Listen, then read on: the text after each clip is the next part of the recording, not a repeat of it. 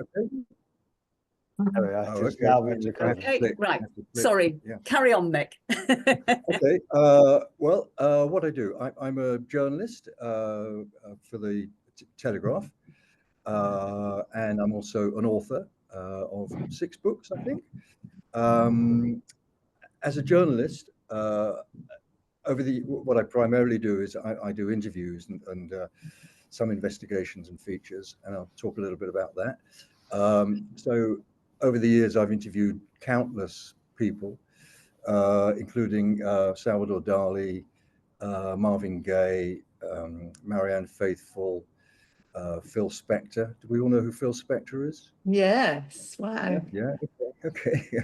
And I wrote a book about Phil Spector. And those are just the dead ones. I've also interviewed lots of people who are still alive, pleased to say. And as I said, I've written 6 books. The first book I wrote was a biography of Richard Branson.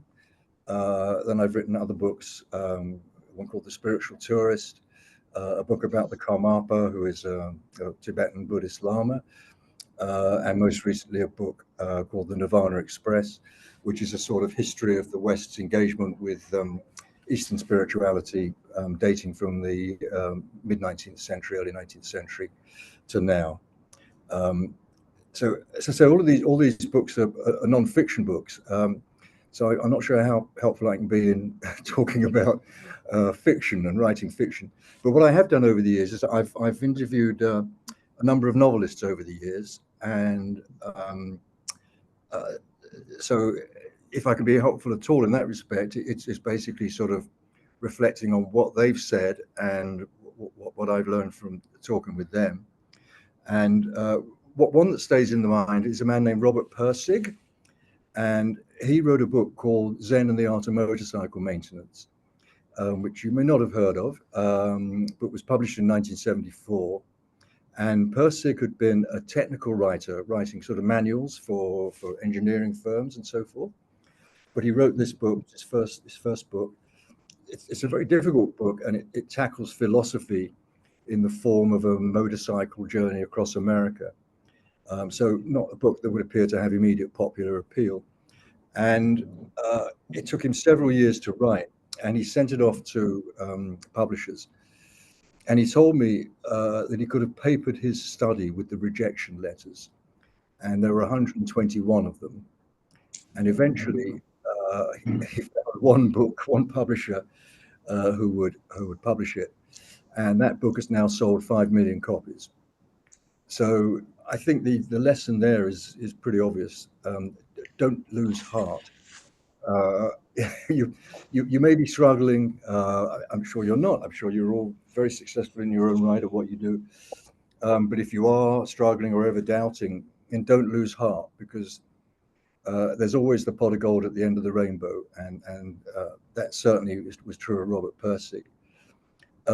Somebody else who I interviewed before he died was John Updike, who was a very famous American author for the 50 or so years that he was writing until his death. And he was very interesting. Sorry, bear with me for a second. Yeah, he when I spoke to him, he talked very interesting about the solitude of the writer and the necessity of actually shutting out the world for the time that you are writing. And for the time that you are writing, your writing is the world.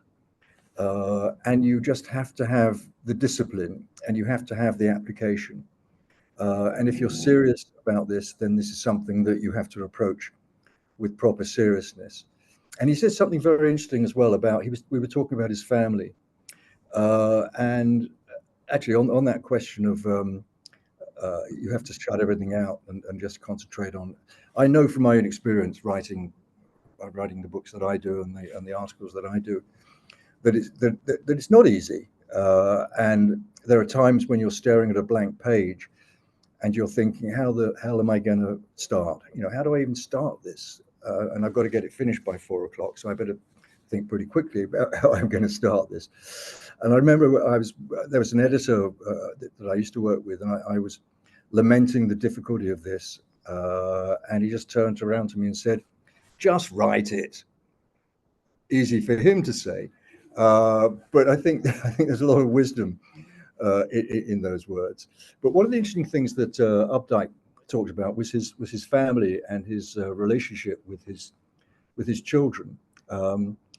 And I'll quote, actually, I pulled this quote out and I'll read it. He says, "I'm the biological reason they came into the world, and there is a love and even a kind of fun that you can have with children that isn't like anything else.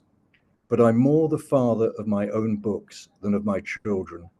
They are themselves and have an independent existence, whereas the books, however imagined or concocted, are something that I've produced myself."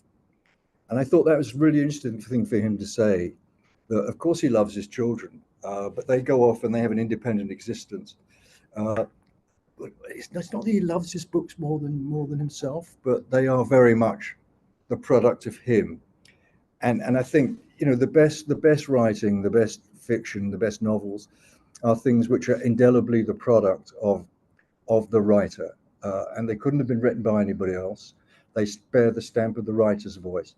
There's a wonderful quotation by Oscar Wilde: "Be yourself, everyone else is taken." And I think that's something very interesting to abide by. You know, if you're writing anything, actually, but particularly if you're writing fiction, that, you know, you can't set out to kind of copy anybody else. You might be inspired by somebody else. You might even, in a way, seek to emulate somebody else. What was it Jean Genet said? The amateur imitates, the professional steals. I think you probably can't steal from anybody else. You have to be yourself. And John Updike was certainly very much himself. Another writer that I had the privilege of interviewing was Ian McEwan. Has anybody ever read Ian McEwan's work? He's a fantastic writer. I think he's probably the greatest living English novelist at the moment. And McEwan, throughout his career, he's drawn very much on his own life, which he's presented in sort of fictionalized form, particularly in his last novel, which is called Lessons, which is pretty much chronologically mirrors McEwan's own life from the days of being at school through university almost up to the present day. One of the subplots is that at the age of 16, he's seduced by his female piano teacher at school. And he insisted that was actually fiction, that actually didn't happen. So the book isn't altogether a representation of his own life. But I think it's something to bear in mind, because we all have life experiences. We've all lived. We're all of a certain age. And, you know, I think it's legitimate to kind of draw on those experiences in a way. I was listening to William Boyd, who's one of my favorite novelists, and he was on Desert Island Discs a couple of weeks ago, saying how the first book he wrote was very much based on his own life. It was almost sort of autobiographical novel. And he said, but once he got past the idea that his life was the most interesting thing in the world, he put the book back in the drawer and never opened the drawer again. You know, I mean, there's a sort of danger in writing, thinking I'm the most interesting person in the world. The world is going to want to read a fictionalized version of my life. I mean, there have been great books that have done that, but I think it's probably a difficult thing to pull off. But if you've got the territory and the knowledge, I mean, Boyd grew up in Africa, and his first books that were published were set in Africa, and you could smell Africa, you could see Africa. So he was drawing on his experiences for that. But it wasn't the person of William Boyd walking through the middle of the novel. You know, there were other characters. And of course, some of the greatest books that have ever been written have been quite the opposite of that. I think Arthur C. Clarke had probably never been to space when he wrote Space Odyssey 2001. And I don't think William Golding had been marooned on an island with marauding children when he wrote Lord of the Flies. So if you're going to write about your own life or use your own life in fiction, then I think you have to be careful of that. I love fiction. I'm a great reader. A lot of the reading I do is for research, but at every other available opportunity, I'm reading fiction. And one of the great things about fiction, I think, is that it allows a reader to enter into and immerse themselves in a different world than their own. And there's something always exciting about this. When you read truths in a book that you can't express for yourself, there's a sort of pang of recognition. Why have I never been able to actually express that? But now that I read it, I recognize the truth of it. And they enlarge your view of the world and what it means to be human. As I say, I'm a journalist and I write non-fiction books. But in a way, I hope journalism and non-fiction allows one, or myself, to do some of the things that fiction does, which is to enlarge my readers' view of the world. And what I always try to do in anything I write, particularly in not if I'm doing investigations particularly, but if I'm doing interviews or profiles of people, I always like to imagine that I'm sort of holding the reader by the hand and taking them into the room with me and sitting them down beside me so that they're experiencing that encounter in the same way that I am. So when I interviewed Heike, for example, which was delightful, and I loved meeting Heike. She didn't know it, but she had, about 1 million people sitting down next to me, experiencing Heike in the same way that I was. Or I hope they were experiencing Heike in the same way that I was experiencing Heike. I'll stop rabbiting on, but there's just one thing I want to say is that some of the most interesting people I've interviewed, and I've interviewed a lot of people, have not been famous, but these are, for want of a better word, ordinary people who have found themselves in difficult or unusual or extraordinary circumstances. And these are very often the most interesting people. I don't want to name drop, but as I was saying to the King yesterday, I hate name dropping. I don't want to name drop, but I will. I've interviewed people like Benedict Cumberbatch and Brad Pitt and Angelina Jolie and lots of sort of actors and actresses and stuff. None of them were as interesting to me as the story I'm going to tell you about in a second, which is years and years ago, I was sent up to Liverpool to write a story about heroin addiction in Liverpool. And so if you're trying to do a story like that, it's a big subject. And what you want to do is you want to find one person who you can tell that story through, and then enlarge from that one person, sort of ripple out, as it were, from that one person. And I found a young guy who was in a rehab center, and we talked, and he was very interesting. And I went back and saw him again. And then I said, I'd like to talk to your parents about this if I could. And he said, well, my father doesn't care. He's just completely shut down on this. So don't even think about it, but I'll ask my mother. And so he asked his mother and phoned her up, and he came back to me and said, yes, she's agreed to meet you. So I took a bus to the outskirts of Liverpool, big housing estate there. I'd say the outskirts, just off the Scotland Road, and walked through this housing estate to her home. And from the minute you walked in, you could feel it was like sadness was kind of like a wave coming up the beach, permeating this room that we were in. So we sat down, and on the mantelpiece she had, there were pictures of the family. She had two sons, a picture of her and her husband, and she made a pot of tea, and we were talking. And this is the great thing, is that journalism gives you, in my experience, it has given me this extraordinary license to go into people's lives in a way that you would never otherwise have the chance to do. I couldn't just knock on a random door in Liverpool and say, let me into your life. But here I was, sitting with this woman. And over the course of an hour or so, she told me the story about how difficult life had been. And we were on to the second pot of tea when she said, nobody knows this, but the only thing that's been keeping me together is I've been having an affair with my next door neighbor. And I thought, wow. And so she talked about this and how consoling this had been. And then she said, well, I think you better leave now because my husband will be back from work soon. So I walked out and I was walking to the bus stop, and coming the other way was somebody, a man who was walking towards me. And he kind of gave me a look. He could see that I didn't fit. And I looked at him and I recognized him. And it was her husband. And we walked past each other, and there was this, I still can't describe it, this sort of terrible sense that I knew something that could destroy his life, and he didn't know I knew this. And then I walked on and I got on the bus and I went back to London, and I wrote the story without, of course, mentioning the fact that she was having an affair with her next door neighbor.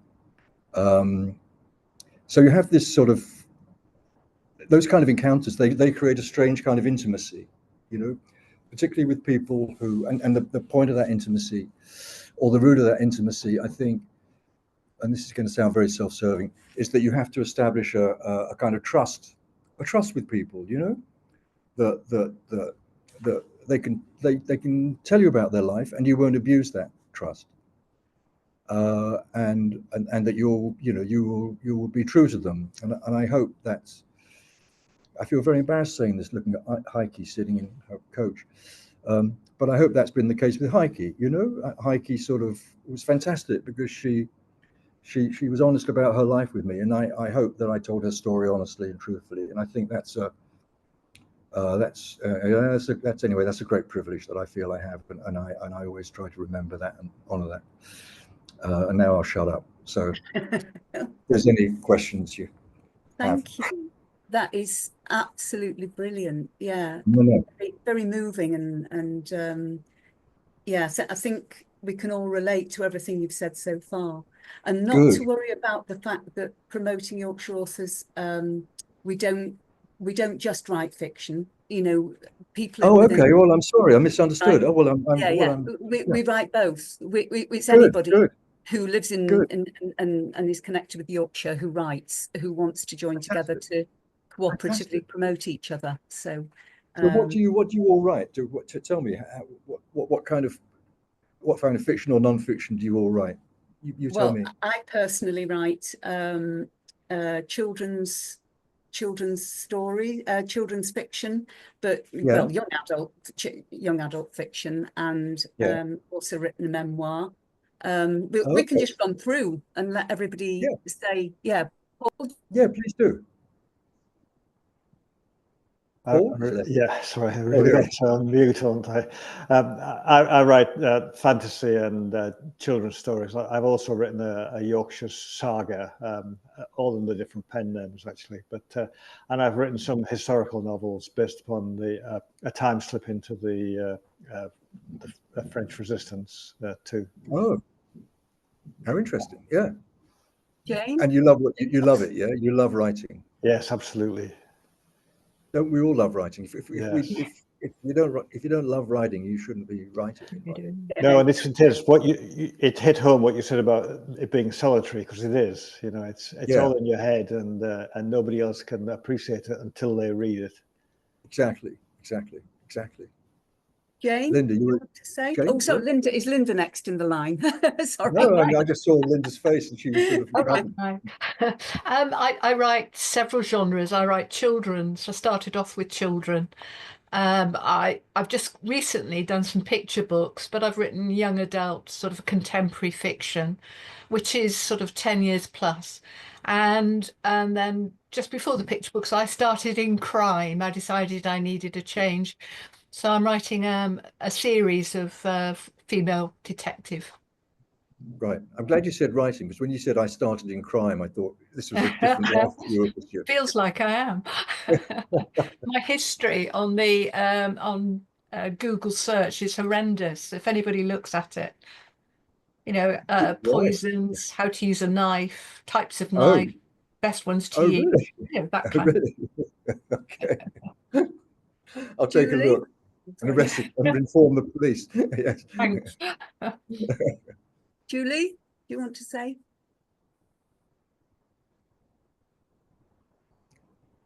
I can't see Julie. I think Should we come back to you in a minute, Julie? I think Julie's muted. Oh, okay. Jane, do you want to say yours while we sort out? Yeah, sure. Well, we sort out technicalities with Julie. Yeah, I write mainly children's picture books, Right. and then written a couple for children that are slightly older, 10 and 11-year-olds. Of course, a lot of children's books being written in Yorkshire, obviously, because a number of you. Well, yes, clearly. Yeah. Yeah, there are. It's great, and what is so lovely with PYA is that we all share all our tips, and we don't sort of keep all our secrets tight. We really share and help each other, which is fantastic. Right, lovely. Yeah, I think What about Julie Isabel? managed to. Has Julie Oh, managed to unmute herself? I couldn't, but Paul did it, I think. Oh, right. Okay. Oh, I've hello. no idea There you are. why it wouldn't. I clicked on it, waited, nothing happened. I pass. No idea. It's But never here been you done are. before. Here you are. So what do I you write. write? Sorry. No, I just said, what do you write? I write poetry and short stories for adults and children. What short stories have you done? What are they about? What So yeah, mainly science fiction and fantasy type Okay. stories, Yeah. or just generally weird. What do you enjoy more, writing short stories, science, fantasy, or children's books? No, it's just all. Or part of I just love writing. I love putting pen to paper. I don't start on the computer until I've got at least a full draft kind of thing. At least really? I do the creative stuff on paper, Yeah. pen and paper, and then when I've got some kind of a story or a poem, then I type it afterwards. Right. And do you find it easy putting pen to paper? I mean, that first word, do you find that easy, or is there a lot of procrastination? Well, so my working method, I'm often waiting to find out what happens. So I've always got several stories on the go at the same time. The characters kind of talk to me and tell me stuff, and then they go stum again, and I have to wait. So I move on to the next one and do a bit more of that, and Okay. come And then you round come again. back and I've not met anybody else that does it quite that way, but I've kind of had to learn. I used to try and make it finish, Yeah. but it doesn't work. Like if I force it, it doesn't work. So There's a great publication called the Paris Review, which was founded by a guy called George Plimpton. I don't know if you've ever seen that. It used to be published in a sort of, you could buy a sort of year, published as a paperback, would be a number of issues of the Paris Review. And that would have interviews with writers, and fantastic interviews with people like Saul Bellow and Jack Kerouac, and sort of great writers. And they would always preface the interview with a picture of a page of their manuscript, which in those days would either be handwritten or very often typed. And it's fascinating to look at that page of the manuscript and see in the writer's hand words crossed out and new words inserted, sentences deleted with a line carrying you on to the next line. Just a sort of picture of the creative process, which is absolutely fascinating. this is my poetry notebook. Oh, well, there you go. Well, that looks like a pretty clean copy. Is that all? So it's I start in my journal. Yeah. Some stuff never gets copied. I never go back to it, but if I go back to it, then I copy it. Different notebooks depending on whether it's poetry or fiction, and then I start with colours, and then I can see the layers of.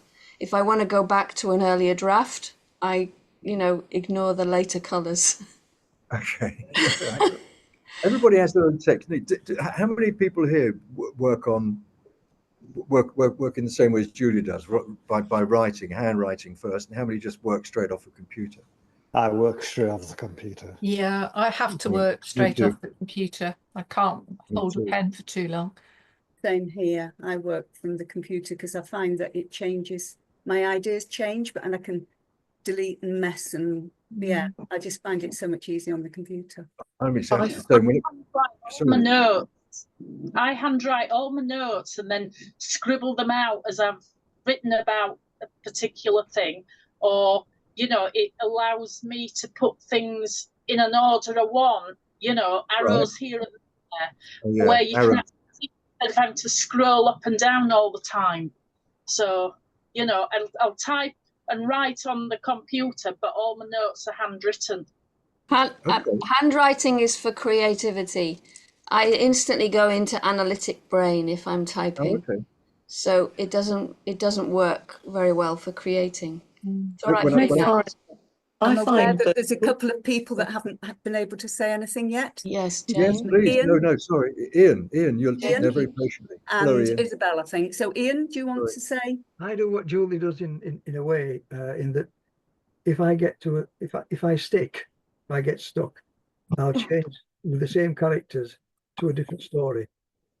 And that I find works. Then you go back and build on what you started. But I write, shall we say, adult themed historic crime. This is from the era before the computer chip. I used to be a police officer. So lot of you used to be, I didn't hear that. You used to be a police officer. Oh, okay. So I should say I've been involved in crime since 1962, but from the inside looking out, not the outside looking in. Right. One of the things that I always wondered is, how do you start? I've got a favourite coffee shop in Wakefield called Mochamucho, and Jamie has got loads of sayings plastered on the walls, and one of them is from Martin Luther King, and in there he says, "You don't have to see the whole staircase before you take the first step." Oh, brilliant! If you get an idea, start to write, the rest will follow. I find that I don't plan. I might have a thread of an idea, but I'm not analytical in the way I want the story to go, because I find that my characters do what they want, be where they want to go.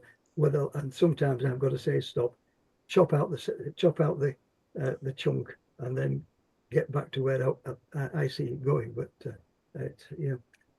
it's interesting because so many novelists that I've spoken to they've said the same thing, that in a sense the characters almost write the book themselves. That they kind of come in and they're almost like a sort of a ethereal voice whispering in your ear saying, well, now I'm going to get on a bus and go to Doncaster or whatever it may be. Sorry, you must remind me at the end of this, there's a rather interesting story. Martin Luther King was a great hero of mine, and I'll tell you a story about that towards the end, but I want to hear more from people who haven't. Isabel, and I think there's 3 people, is there still, to say? Isabel, Brandon and Yen. So Isabel, yeah? Hi, I write a number of different sorts of things. At the moment, I'm working on something inspired from my years as a dog trainer, and it's from the point of view of a dog who is trying to train humans. So it's sort of a bit of a comedy. Right. That's I hope to self-publish this year at some point. Okay. How's it coming along? Very, very slow. I sent it to an editor, and it's just going through all her notes. It's just creeping along. It's a bit frustrating, but it'll get there. So in the way that, as we've just been saying with Ian and other people, that the characters in the book write themselves, is the dog talking to you very clearly? Oh, yes, because he's such a definite character. I couldn't make him do something that wasn't him. No. They're all the characters are very much themselves. So sometimes I sit at the computer, because I do it on the computer, and I start typing, but I don't I know the story, but I don't necessarily plan what I'm going to write. It just comes out because they start talking, they start doing things. So it's fun. Yeah, brilliant. I can't do that as a journalist, because if I can't trust the characters or people I interview to sort of just to sort of make it up as they go along. I have to sort of control it in a way. Writing fiction is a bit like I'm being like the dog having a trainer. license to lie. Right. Well, I know a lot of journalists take the license to lie, even if they don't have it, but I try not to. I'm sure they do. Brandon, do you want to come in with yours? Helen, that's Helen. Oh, it's Helen. Sorry, it's sorry. Helen, you're muted.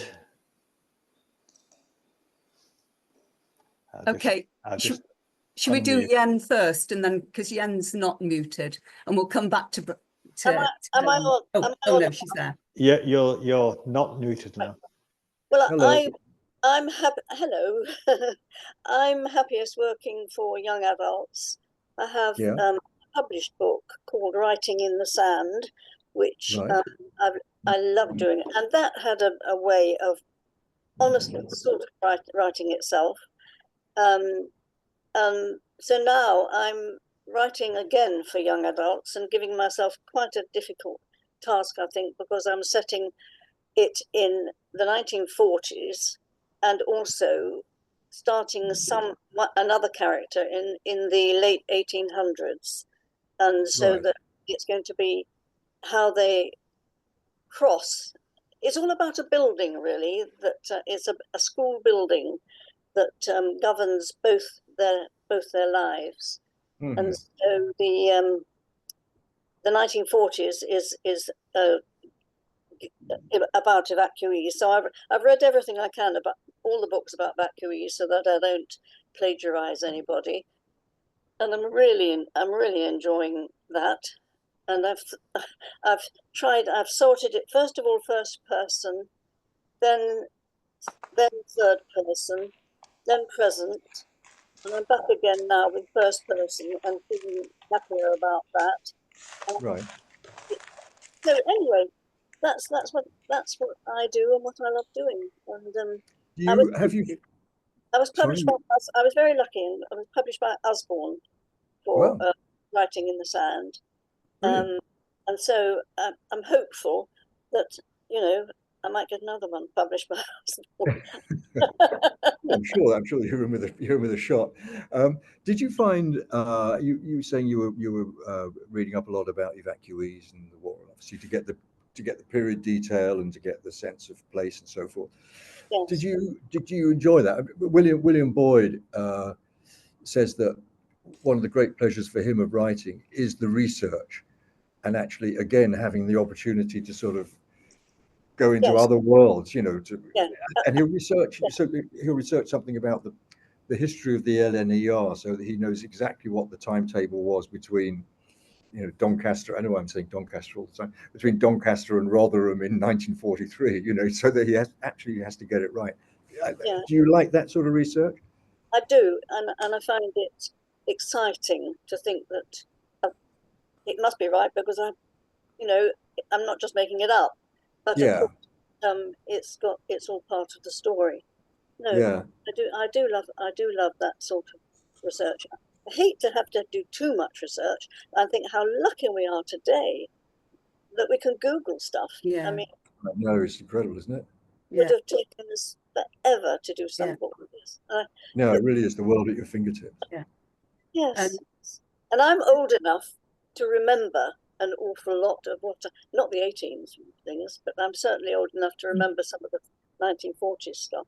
So I can think of the language and use language, and don't use language that I know would not have been used then. Right. With respect, I can't believe you're old enough to remember the 1940s. I am. Yen, could we just finish off quickly with Yen before, because we've got some questions we've got ready for Mick as well. So sure. Yen, do you want to explain what you do? I've self-published a series of 12 books about the present day and the late Iron Age, and that's required an awful lot of research. I'm not old enough to remember how things were then, but I did a lot of research, and when I started it off, I was going to do a trilogy for young people, which made it so that you could think what it would have been like back then. Right. So it was a young hero of 15, and it expanded to 5 books because, as other people have said, the characters just ran away with it, and the things that meant it, you just had to expand. And then I let it drop, and I kept on wondering what on earth was going to happen to this lad who was living in both the present day and back then. He was going back and forth. So when he's 20, I get his Iron Age cousin is thrust into the present day. And okay, so he's time traveling. Yeah. So that there is a portal, and I used to teach science, so I've got a lot of science behind how they actually get through the wormhole and what you have to do to make it possible. So that's helpful because I could use it as a trick for you can't take metal through. So therefore there are no photographs or anything like that. It's impossible to do. And also when the hero comes, the hero's cousin comes through, he can't bring his weapon because he was in the middle of battle. But it's a lot of research, which is wonderful, and it's a lot of character. And even when I had a sort of arc that I knew he was going to go through, sometimes they wouldn't just do the thing that I needed them to do to get on with it. They were determined they were going to do something else. And eventually I had to let them do that. And work out how I got from where they'd got to where I wanted them to.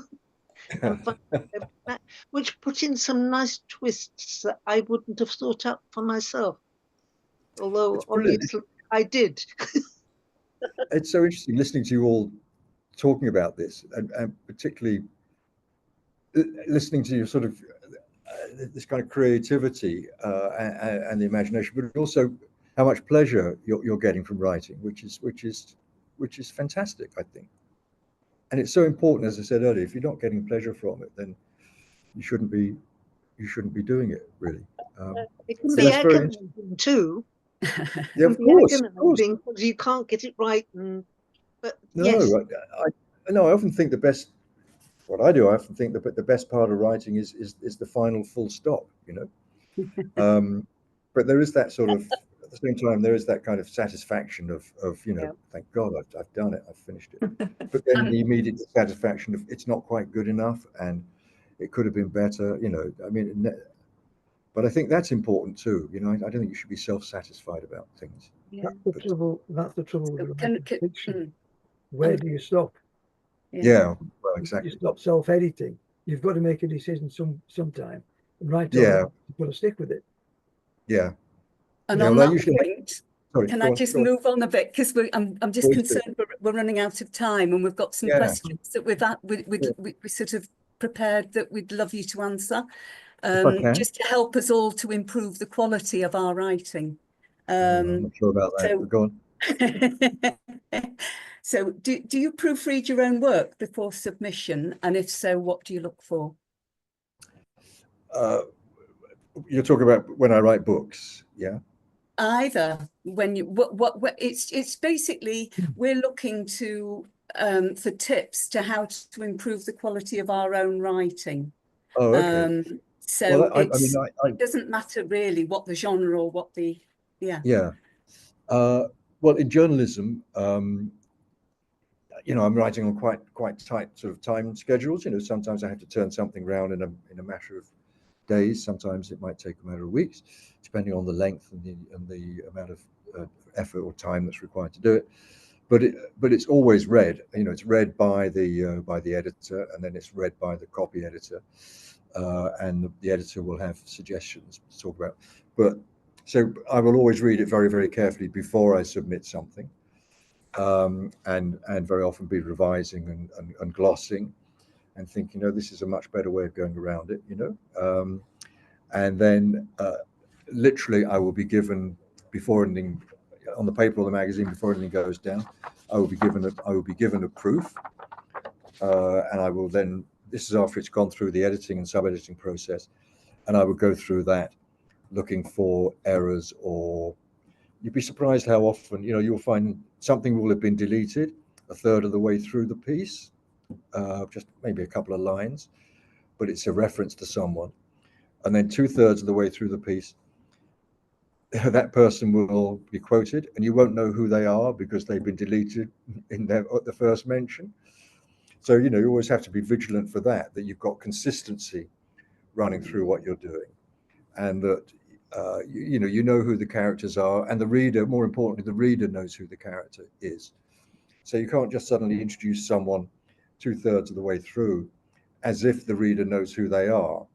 You have to either have introduced them earlier on, or you have to give some explication about who they are. You might have introduced them in your mind earlier on, but you may not have introduced them on the page earlier on. So I think you always have to be vigilant for those kind of inconsistencies and those anomalies, really. Oh, sorry, that's brilliant. Thank you. Over your years of experience, are there certain words that you tend to overuse, and how do you stop yourself using them? I'll tell you what I overuse: evocative. Mm-hmm. I'm always talking about something being evocative of something, and I struggle to sort of avoid using that word. And I probably overuse those. Vivid. I'm always looking for the kind of the mot juste, or whatever the French word for it is, but for the right adjective, and very often falling back on sort of familiar ones. It's like safety nets of evocative, vivid. As long as you don't use iconic too often. Yeah, I try to avoid that, actually. Yes, it's terrible. Right. Iconic is one of those terrible words. Yeah. Another word, which I almost used it today, actually, writing something, was describing someone as storied, STORIED, i.e. having a lot of stories. Oh, and that's such a kind of an Americanism. It's one of those kind of, yeah. So I don't use that. It's difficult to, I mean, I'm sure there are dozens, but I can't call them all to mind at the time. What are the words that you try and avoid? Surreal. Surreal? Yes. Surreal, that's a good one to avoid, isn't it? I try to leave out that. That? If possible. Sorry, that? Yes, THAT. So often it's put in and actually you don't need it. Okay, all right, I'll bear that in mind. Also the. I find the pops up too often. The water was. You need the and you need was, don't you? I mean, you need those sort of service words that sort of carry you through a sentence. Yeah. There are differences between sort of US English and UK English, that we have a few more padding words than they do in some cases. That's true. That's true. Yeah. Yeah. I mean, it's. I think I wrote this in the email I gave back to Heike. Was it George Orwell or someone said, that writing should be as sort of transparent or clear as a pane of glass, that you shouldn't be obscuring your meaning or the reader's understanding by using gratuitous words like gratuitous, or words that kind of obfuscate, like obfuscate, words that sort of cloud the understanding of things. A word I noticed, I was just reading a very interesting piece, a review of this new book by Graydon Carter. This new book by Graydon Carter, who was the editor of Vanity Fair, who during this time, and it's a word that I noticed creeping into American journalism quite often. Bold-faced names. These are people who are famous or that the reader might recognise, and they're described as bold-faced names. So I'm trying to avoid that at the moment. Although in fact it's quite a convenient word to use because everybody knows what it means. Any more? I actually think sometimes it's nice to concentrate on the wonderful words to use. And I suppose things like discombobulated and bombastic and delicious and words that just sound great to use. Yeah. But I'm digressing from the original question. Oh no, this is what's the most beautiful word in the English language? Oh gosh, I can't think of serendipitous, maybe. That's lovely, isn't it? That's a nice one. I don't know. These are the kind of things you put on the spot and then you think about them afterwards, don't you? I know. Well, you've been putting me on the spot saying what words don't I use. Oh, sorry. I actually like beautiful. Beautiful. I think it sounds almost onomatopoeic. Beautiful. Yeah. You Are So Beautiful. Lovely song written by Billy Preston, I think. Yeah, sung by Joe Cocker. Love is surely has to be one of the most beautiful words. And spring can be lovely. Spring. Yeah, it's those words that just conjure a multitude of sort of feelings and bring happiness and light and bring a smile. Yeah, those are all wonderful words. Yeah. I quite like the word majesty used in the right kind of context. Majesty. You could say something like a majesty of tulips or something like that, and it's nicer than, it's better than just a colourful collection of tulips. Yeah, no, that's right. You have to use it. Have a majestic serried row of tulips. Yes, a serried row of tulips. Well, that works in a way. Yeah. Any other questions? I don't want to take up too much of your time. What do you think are the essential elements that engage and sustain a reader's interest? Oh God. Sorry. Colour and clarity. Does that when you sort of wrote your answers, you sort of put colour and clarity? Yeah, I think both of those things. I think you have to engage the reader's interest. The important thing is to engage the reader's interest almost from the first sentence. I always think of Paul Theroux is one of my favorite writers. I think he's a brilliant writer, both of fiction and of his travel writing is brilliant. And I'm going to paraphrase this, so I'm not doing him justice. But his book about great railway journeys, it begins, "I can never hear the sound of a train passing without wishing I was on it." And you want to kind of, you just have to read on from that point. My great journalistic hero is a guy called Gay Talese, who wrote one of the most famous magazine articles ever. It's called Frank Sinatra Has a Cold, and he wrote this for Esquire magazine in 1966. He was sent to Los Angeles to interview Frank Sinatra, and he got there and the interview had fallen through and he was told Frank can't talk, he's got a cold. So he decided just to hang out, and he hung out for 6 weeks. I was with him a few weeks ago and we were talking about this, and he racked up $36,000 in expenses staying at the fancy Beverly Hills Hotel. You couldn't do that nowadays.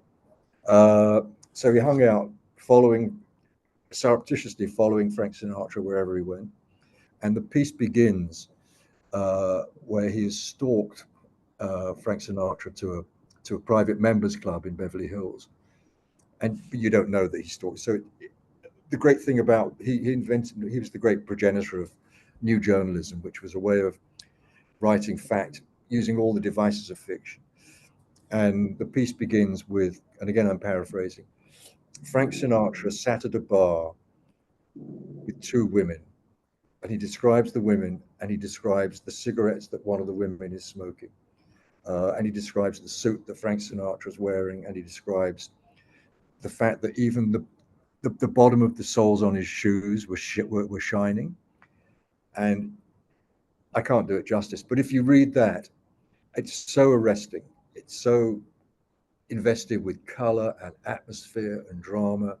You can see these people in your mind's eye, and you just have to read on. You can't just put it down and think, I'm not interested in this.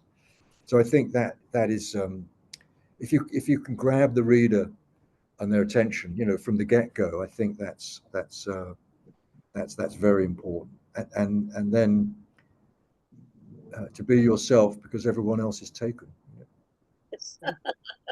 I think Can I just Paul's say going to. that, Oh, yeah, the link to yeah. that article is in the chat. Oh, well, I'd urge you all to read it. Yeah. It's very good. I've been reading it this afternoon. Oh, really? It's brilliant, isn't it? It is, and I think it might be worth having a whole session just looking at that and analysing it maybe and looking at how we can pull quality out of that. Yeah, yeah. So what is it about a piece of writing that screams quality to you? When you read a piece of writing, what makes you think, wow? Well, I think that applies to that what I've just Yeah. talked about there. But also I think it's it's that you feel that you're in the hands of someone you can trust. Yeah. The writer, you're in the hands of someone who's going to give you a good journey, an interesting, I hate that word. That's one word I try to avoid using, journey, because for me a journey is something I take on the P4 bus in the morning from Dulwich to Brixton. I hate lives being described as journeys. But anyway, yeah, just that you feel you're in good hands here. If I'm reading one of Paul's books or Random's books, I want to feel that I'm in good hands. I can trust this person. They're going to interest me. They're going to enlighten me. They're going to teach me something. And then it's obviously the quality of the writing and the attention and the care that's paid to the writing. I don't like sloppy writing. I don't like. I get annoyed if I come across inconsistencies or things that don't make sense or anything that kind of distracts me from the journey that the book is taking me on, really. That's really, really helpful. I think we've just got a couple more questions. Do you have what would you say are the common pitfalls that writers fall into?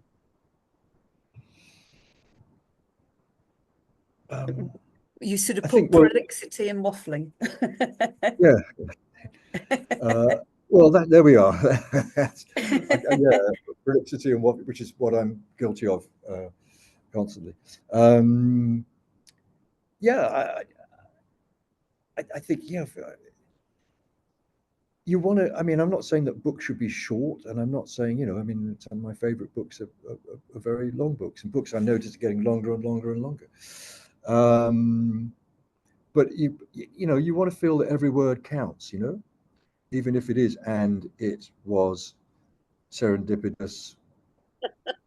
even if journey is in there, you want to feel that every word counts, and that the writer isn't kind of rambling off on some sort of byway, But I'm sure none of you are guilty of this. You'll know that. That's really, really helpful. Thank you. Is it possible to have a few questions? Anybody want to? I have to leave. I'm sorry, I have to leave because I've got another meeting actually. Oh, sorry. Well, no. I don't mean to cut short because I've loved talking with you, but I have to leave by about 6:05. So. Right. Well, yeah, we maybe can fit one question in. Has anybody got anything particularly burning that they feel they want to ask Mick? Everybody shut up now. No, Heike's there. Oh, Heike. Sorry, I can't see. Yeah.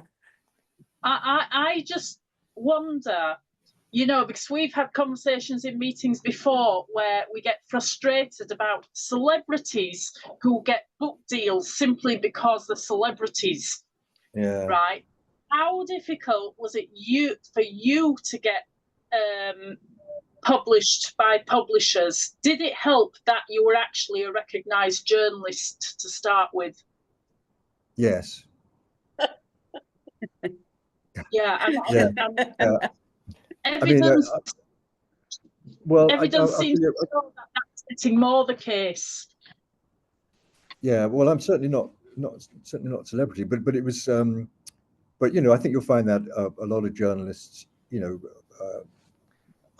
first book I wrote was about Richard Branson, biography of Richard Branson, and I'd interviewed Richard and met him, and I'd written about him, and then the publisher that came about through that sort of relationship, and I was able to go to a publisher and do a deal. And then all of the books I've written, I think, they've all come out of my journalism one way or the other, and I've been able to. They've all been my ideas, so it's always been me taking them to a publisher. Sorry to interrupt, Brandon, but so I've had to do what anybody would have to do. You would have to do, is provide a synopsis, provide a reason why this book should be written, or I feel it should be written. Who it's for, what the market is, what the audience is going to be. All of those things that publishers ask. So nobody gives you a blank check and says, "Well, just go off and write whatever you like." I think we're probably going to have to close there if you've got another meeting. Do you want me to tell you one story? Do. Yeah. And thank you. So I'll say thank you very much now. And then you can just go when you're ready. I don't know why I wasn't there. So I feel terrible now. But I always, I was talking earlier on, this occurred to me earlier on about how writing takes you into situations, takes you into situations where you would never normally find yourself. It's a license to go into people's lives. And I was writing this book about this Tibetan Lama, which was actually about the reincarnation, the politics of reincarnation in Tibetan Buddhism. And so I wrote to the Dalai Lama because I wanted to talk to the Dalai Lama about this.